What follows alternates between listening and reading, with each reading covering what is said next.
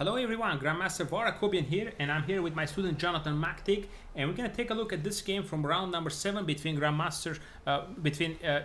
Master GAURI and Grandmaster BELOUS. So this was a short game, but we can talk about some opening concepts, Jonathan. So e4, c5, Sicilian defense. Now we have knight c6 set up, and here d4 is played. So I want to take a look. I want to talk about a little bit the bishop b5 line. Yeah, so Rosolimo.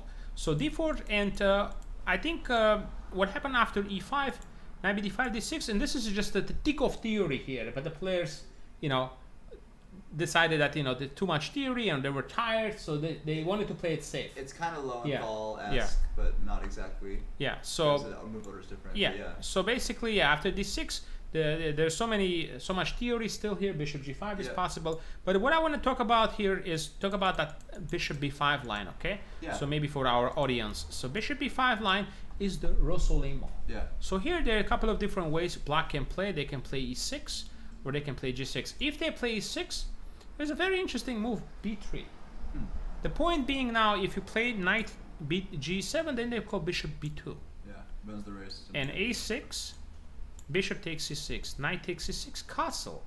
Okay, so you castle, but the problem here for black here still, Jonathan, you can't develop the bishop because g7 is hanging. So you have to do something about it. You can't move the bishop. So they play sometimes, f6. Yeah, that makes sense. Yeah. Is there something better, or is there nothing better No, than f6? no, f6 is fine, but then you can play c4. Yeah. For example, or you can also play as soon as f6, you can even play d4. Takes knight d4. Is there any other answer? And now you have queen h5 check at some point in the horizon that is weakening the position. So I like this better because if you play this, maybe they'll play e5 and lock everything up. Yeah. And then this bishop is going to be kind of doomed here. Yeah. So that's the reason I like the idea of playing d4 here. Yeah. If they play d6, that's what I've done in the past. Again, that's the idea. You just play d4. Yeah. Takes knight d4, and still the problem is you still don't have a good way to develop your Daxko bishop, because if you develop it again on e7, same thing. That's what I do. Just take on c6, takes back, and then it snaps it off. Yeah, pick up the pawn.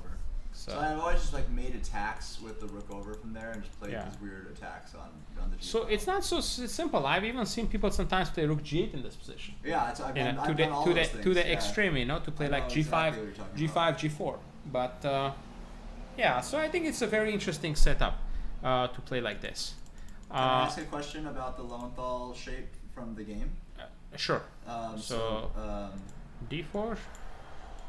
Because we have a slightly different move order. I usually play e5 here, but it's fine. It transposes. So then it goes here, and then knight to g5, right, and then then there, and then bishop. Well, you can also play knight d5 here, for example. There are many different moves here. Bishop g5. Here, bishop g5 is the very main move. Then they play a3. Yeah, a3 back, and then they play b5. b5, and then knight d5. There, and then e3, e2, e7. Sorry, bishop e7. Yeah. And then bishop takes, and then bishop takes. c3. And then c3. The point, it's very important move, c3. You go here, and then you prepare. At the right moment, you play c3, putting the knight on c3. In the right moment, you have this idea to play I play bishop a4. Bishop g5 here. Yeah, that's fine. And then there, or e2, and then castles. And then bishop e2, or there, and then here you can play bishop to e6. Is that? Yeah, no, this is theory. This is still all lots of theory. But yeah, this would be a normal way to play. So black can play rook b8 here, can take on a4. Yeah. So this is basically the main theory. There are probably like hundreds of games played in this position. And then they were like, nah. So they saw that they were walking into this, and they just waved this away. Is that what was going on? Well, yeah, I think the players were probably just a little bit tired, or they didn't want to take too many risks. Sure. And both players were happy to have a draw here, and especially Grandmaster GAURI, who is 150 points lower than Grandmaster BELOUS. Normally GMs push harder, but sometimes if they have a very long game, then they just. Is this the second it's hard round to of play. The day? No, this was actually the first round of the game, interesting. which was a little bit surprising. They made a quick draw because in the last day they played one game.